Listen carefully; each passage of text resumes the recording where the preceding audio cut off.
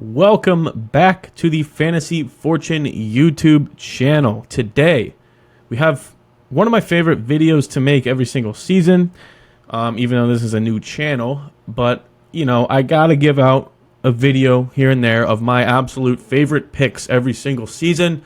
And honestly, every couple weeks, I make a video like this for my short form content on Instagram, TikTok. Drop a follow. Linked below, so go check that out. I put out 4 short form videos per day, sorry. And I do like 2 or 3 of these a week. So that's primarily where my content is. Anyway, we are doing 5 must draft fantasy football players for 2024. These are the 5, at least 5 of the 7 or 8 most important picks in my opinion. And I will give off a little honorable mention list that didn't make the cut here. But I easily could have put them in this video. The honorable mentions: Jalen Waddle, Amari Cooper, Chris Godwin, Derrick Henry, Najee Harris, and Jaylen Warren, Jonathan Taylor, and Cooper Kupp. And honestly, majority of those players I have already done videos on. Some of them were in the bounce back. Some of them were in the safest pick video. All of those guys, honestly, except Jaylen Warren, I think, already were in one of my last videos. So go check those out if you want to know why I love those picks. But let's get into this. So I got 5 players for you today, and I'll give you a 2 or 3 minute spiel on why all of them are fucking fantastic picks. And then you can either call me an idiot in the comments or take my advice. Do what you please. But number 1 is Jayden Daniels. I don't understand the downside to him at all. I will say that. I think, barring injury, let's say we know that, because we're not going to predict injuries. Let's say we know he's playing 17 games. He immediately becomes the safest pick at the quarterback position, in my opinion. And it's because of rushing upside. I don't even care if he's good. All right. So we'll pop up this first tweet from David Gautieri. I'm going to guess that's how you say his name. Posts great content on Twitter. 9 quarterbacks in NFL history have had 100+ rushing attempts in one of their first 2 seasons, and every single one of them averaged 16.5 plus fantasy points per game that year, and 8 of 9 averaged 18 points per game. Now that is what a top 12 quarterback is going to give you 100% of the time. And on the same subject, 27 quarterbacks had 100+ carries in a season over the past 10 years. 11 of them, 41%, finished top 3. 16, 59% of them, finished as top 6 quarterbacks. Only 3 of these 27 quarterbacks finished outside the top 12 for fantasy quarterbacks. Those were 2018 Lamar, 2020 Cam, and 2014 Kaepernick. Now, off the top of my head, I didn't research this before. I'm not remembering the Kaepernick year. That was like my second year of playing fantasy football. But Lamar, that was his rookie season where he came in and replaced Joe Flacco. Didn't break out to the next year. And 2020 Cam, if I'm not mistaken, was horrible Patriots Cam Newton. Yeah, I don't even need to touch on that. Here are the guys that are projected for 100+ carries this season: Jalen Hurts, Josh Allen, Lamar Jackson, Anthony Richardson, Kyler Murray, Jayden Daniels, and Daniel Jones. Everyone's predictions are different, but let's go to another one. Chris O'Brien on Twitter. Great fantasy content there as well. Jayden Daniels is basically a free lottery ticket with fantastic historical odds. Here are the first-round quarterbacks that have started and had 75+ rushing attempts in their rookie season since 2000. Vince Young, quarterback 9. Cam Newton, quarterback 3. Robert Griffin III, quarterback 5. Kyler Murray, quarterback 7. And Josh Allen was quarterback 21. He had a rough rookie season, but he was the QB1 over the past 6 weeks of the rookie season, even though that's stat picking. 75 rush attempts is under 5 a game. Very realistic and expected number for Jayden Daniels this season. Once again, barring injury, don't be wasting your energy trying to predict injuries. Pop up another tweet from Ian Harditz. Fantasy points per game from only rushing production in the final college season for these quarterbacks. Lamar, 20.6. Hurts, 17.8. Jayden Daniels, 14.5, which is more than Kyler Murray at 12.3. And Anthony Richardson with 10. Let's take a second to talk about how high the ADP for all these other quarterbacks is compared to Jayden Daniels. Lamar's QB4 or QB3. Jalen Hurts is QB1 or 2. Kyler Murray is QB6, 7, 8. These are dependent on the platforms. Anthony Richardson's usually about QB5 or 6 because we saw what the hell he did in his first 4 games of his rookie season. Jayden Daniels is going to do this with ease, fellas. Do not be sleeping on Jayden Daniels. Let's pop up one more tweet from Joe Orico, another guy who posts very good fantasy content on Twitter. Jayden Daniels is the only quarterback in FBS history with 12,000 passing yards and 3,000 plus rushing yards.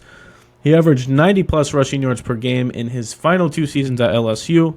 And since 2011, 89% of quarterbacks with 100 plus single season rushes have finished top 12 in fantasy points per game, like we established earlier.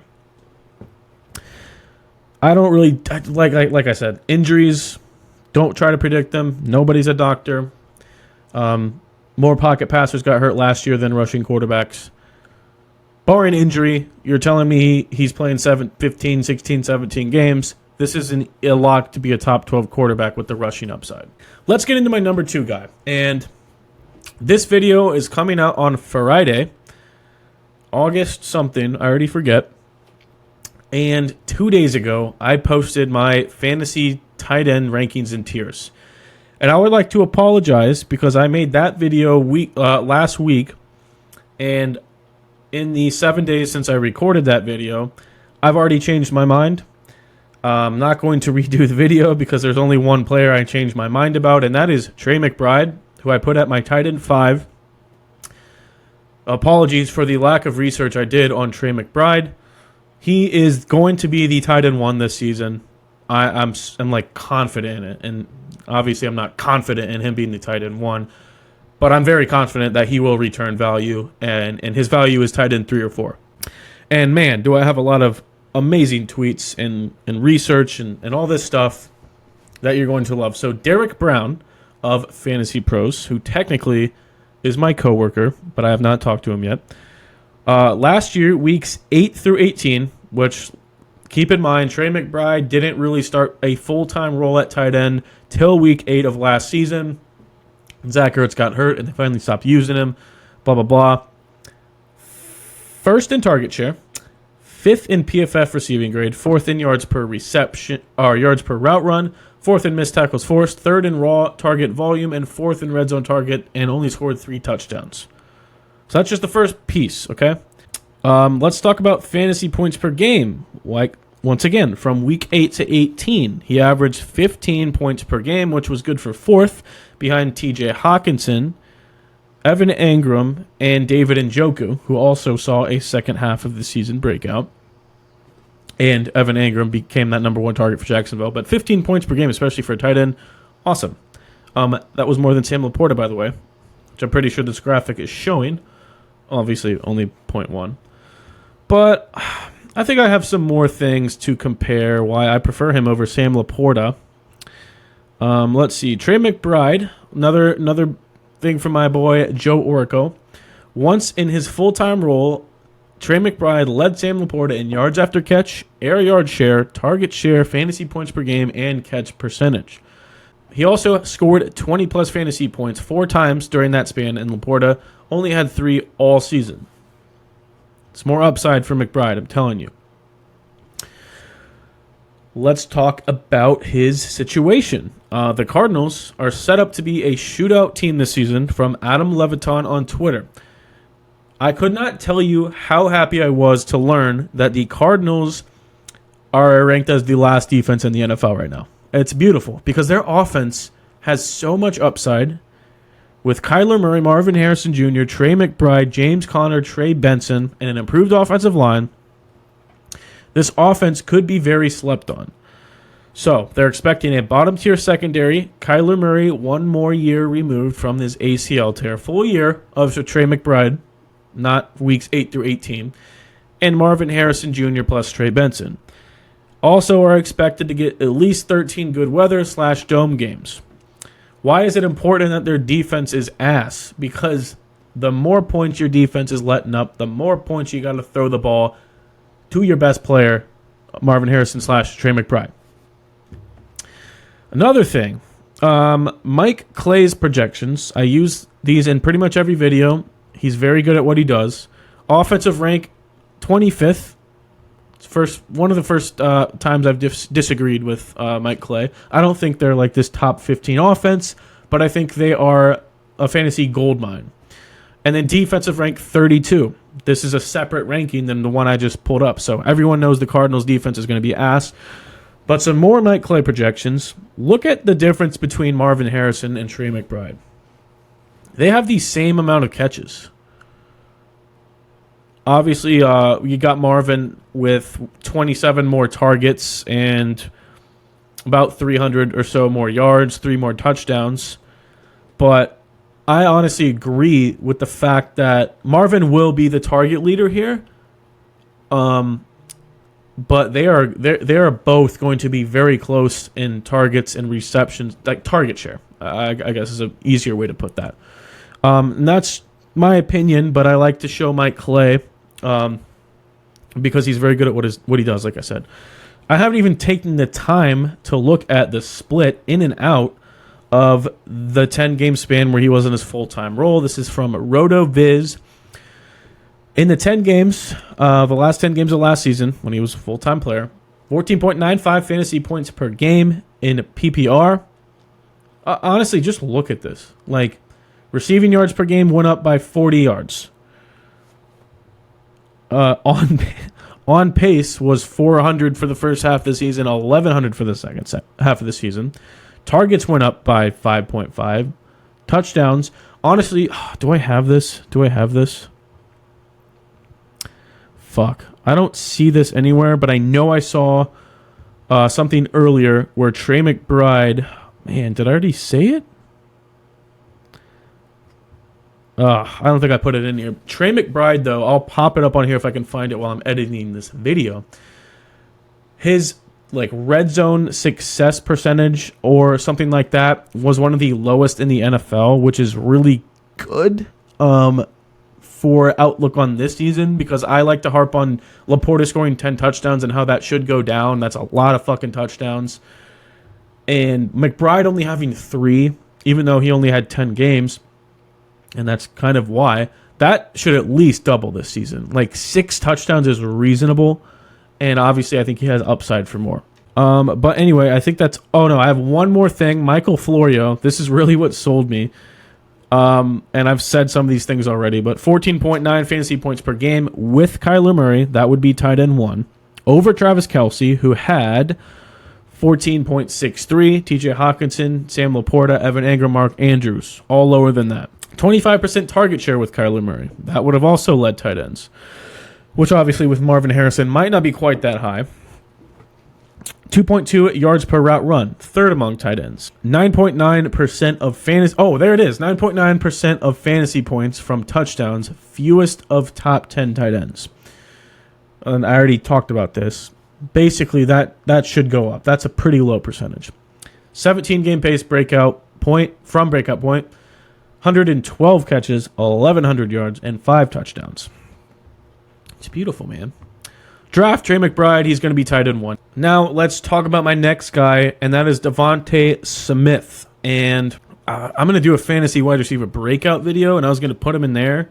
But when I decided to do this video, I'm going to put him in there in this video because, obviously, he's been a top 20-ish wide receiver, so, breakout's kind of tough. He's been the wide receiver 9, but I think he's going to have a great season, and it is because Kellen Moore is the new offensive coordinator. So let's take a look. Kellen Moore produced a top 20 fantasy wide receiver in each of his past 5 seasons as an offensive coordinator.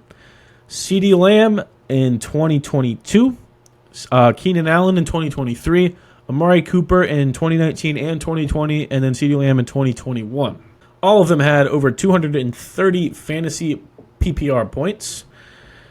All of them had over a 20% target share. Yards per route run was solid all around, except I guess Amari Cooper that one year. this is going to be a very successful passing offense because of Kellen Moore. Their guy last year, Brian Johnson, was not it. NFL leaders from Jacob Gibbs again. NFL leaders in yards per route run when only including routes where the initial cut came 6 or fewer yards from the line of scrimmage. Both Eagles receivers ranked top 8. Devonta Smith. I mean, you can see him on here. Devonta Smith, do I have it?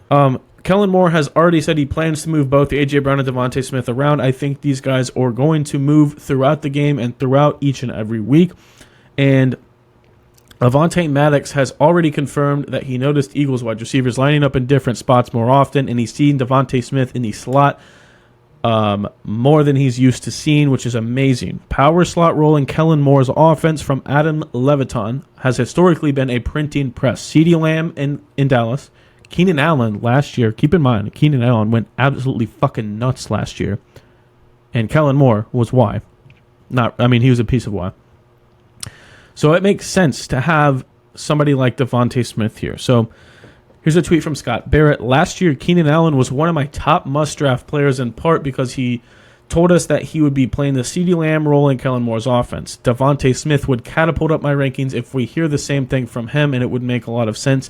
Since Smith entered the league, he's ran just 23% of his routes from the slot. But over the span, he ranks 7th of 119 receivers in yards per route run from the slot, 2.48 versus 1.66 on other routes. A.J. Brown ranks 28th. Devonta Smith also holds the PFF college-era record for career yards per route run from the slot with 4.96. Only one other receiver was only 3.6. Given his slight frame, he would also benefit by the most by the use of motion, getting the free access off the ball away from physical DBs to quickly generate velocity and take advantage of his accelerating speed. So not all pre-snap motion is the same. I'm using a lot of Jacob Gibbs here because he's like the smartest dude on Twitter, and he shapes a lot of my fantasy opinions. In Kellen Moore's case, he's used pre-snap motion to create easy looks for his top weapons. In 2022, CD led the NFL with 87 PPR points as the pre-snap motion man. The next highest total was 56. In 2023, Keenan Allen led the NFL with 105 PPR points as the pre-snap motion man. Allen had never scored more than 40 points as the pre-snap motion man prior to Kellen Moore. So don't be giving me, Keenan's always been good from the slot. Kellen, man. Now, you can see this chart from Devonta Smith. This is once again from Jacob Gibbs. So honestly, yes, he is pretty much shaping my whole opinion on Devonta Smith, although I had a couple other pieces as well. But once I heard he was hitting the slot in training camp, I'm all over him this season. 2022, fantasy points per target, 2.03 from the slot. 2023, fantasy points per target from the slot, 2.55. The league average is 1.5 something, 1.53, I want to say, since 2010. And each of the past few seasons, it's been 1.5 something. So that's pretty incredible. Let's get into my fourth guy, and that is Isiah Pacheco of the Kansas City Chiefs. Now, I don't even know where to start because I have so many different pieces of information here that I did not order before I pressed record on this. But let's start with Andy Reid's success with running backs, right? Andy Reid's RB1, this is from Scott Barrett, and this tweet is from 2020. Andy Reid's RB1 has finished top 8 in 13 of the past 16 seasons, 81%, averaging 18.9 fantasy points per game. 18.9 fantasy points per game a year before this tweet in 2020, so 2019 would have ranked 7th best. Last season, in 2023, that would have been 3rd best. I mean, you can see all the Brian Westbrook and LaShawn McCoy, Jamal Charles, Spencer Ware, Kareem Hunt twice, and Damian Williams. And Isiah Pacheco last season had a ton of success towards the second half of the season. Let's just look at the playoffs first. So if you're looking for evidence that suggests Isiah Pacheco may take on an expected role in year 3, Casey outlined it in 4 playoff games: 74% snap rate, 57% route participation, 20 rushes per game, 48% red zone opportunity rate, which is up 38% in regular season, up from 38% in regular season. Now let's look at the different splits from him from Paul Patterson on Twitter, from weeks 1 through 10 versus 11 through, all the way through the playoffs. Rush attempts was up 14%. Routes were up 17%. Targets were up 2%. LDD snaps were up, holy shit, 24%. 2-minute snap share was up 45%, 46%. And points per game was up from 13 to 18.5%. Also throw up a tweet from Nick Guglielmo. I'm going to guess that's how you say that name. I don't really know. Which, by the way, we will be doing a podcast collab soon. He's a great fantasy football Twitter account. Pacheco was 7th in red zone touches last year, 10th in PFF rushing grade. McKinnon is gone. Per game stats in 7 games without McKinnon is 82 rushing yards per game, 1.1 touchdowns per game, and 20.2 fantasy points per game. And I'll also throw up from Ryan Heath, which honestly I'm noticing, is that different? Shit, they have different fantasy points per game. I'm going to assume one of these guys included playoffs and the other one didn't. But Isiah Pacheco without McKinnon had a 14.9% target share and 22.1 fantasy points per game. After the bye, Pacheco's red zone attempt share grew from 56% to 80%, which was second among running backs in the NFL. And only Kyren Williams averaged more fantasy points per game in the red zone than Pacheco. Something that I'm just pulling an audible on right now. The Chiefs' offense this year, the Chiefs in points per game last season were 14th. And now they add Marquise Brown, improved offensive line, Xavier Worthy, and getting rid of Jerick McKinnon obviously helps for Isiah Pacheco. But this offense is going to be fucking great. I expect him to be easily top 10 and probably top 5 again in scoring, which I think leaves an unreal amount of touchdowns for Isiah Pacheco. Because, I mean, who the hell do they got behind him? We thought that one of the best handcuffs in fantasy might be Clyde Edwards-Helaire. But everything we're seeing from training camp, shout out Pete Sweeney, for the second straight day, Deneric Prince enters the 11-on-11 run period after Isiah Pacheco. Every report we've heard is Deneric Prince is the RB2. Now, who the hell is he? Probably not somebody that's going to compete with Isiah Pacheco. He just looks like he's competing with Clyde Edwards-Helaire. They didn't draft anyone. They didn't sign anyone. This is Isiah Pacheco's backfield.